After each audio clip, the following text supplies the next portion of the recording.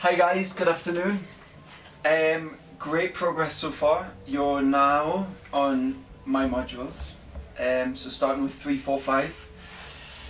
So I'm just here to introduce a bit about what module 3 is going to entail. You know, hopefully get you motivated through these first few bits. So basically, we've got module 1 and module 2, you looked at language for learners and language for seminars, okay? This one we're moving on slightly. We're looking at language for small groups and practical sessions, okay? So this is using, you know, again, in your classes, with your students, teaching your thing in English, as we know the program is. So, we're going to look at 4 parts for this, okay? So firstly, we're going to offer the grammatical structures and the verbs, which both help you in setting up, providing, giving the vocabulary for those language for those small groups, basically, so that students are able to do that with more confidence because they have the models, they have the vocabulary, and to produce a higher result is the idea. Anyway, the second part is about how do we get these students into groups, okay?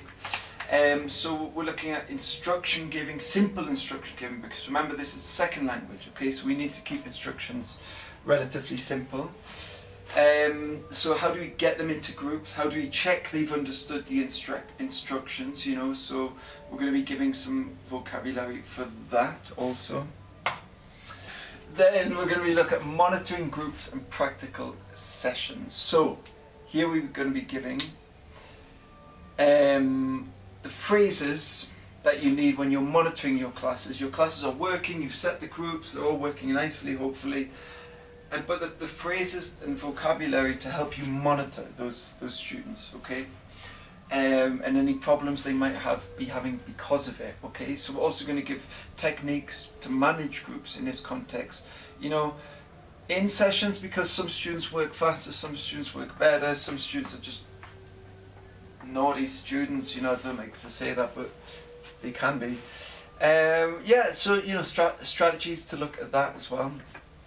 And then finally, in this module 3, we're going to look at how do we come to an end or bring some closure to a discussion or a practical session. Because it's important, because, you know, if it's being done well, a lot of students in the groups, they'll be contributing a lot, they'll be really into it, they'll be really motivated. So we want to look at how can we close that in kind of a mild, diplomatic way, you know, maybe by each group, you know, summarising the other group's views and then talking about it as in a more meta way about how was the activity, how could it been improved, was the objectives achieved and stuff like that. But there's a lot of strategies in this module when you start studying that you'll see, okay?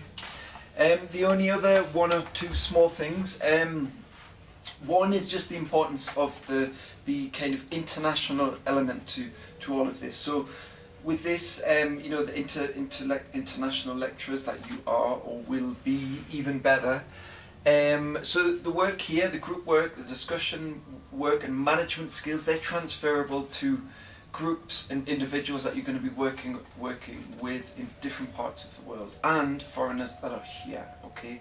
So that's extremely relevant to your kind of internationalization process as a teacher, as a professor. Then finally, guys, remember your grades, they're coming from these activities, so please, it's week 3, start looking at your week 3 activities, and then I can start grading them, okay? Alright, guys, it's nice to see you. Good luck.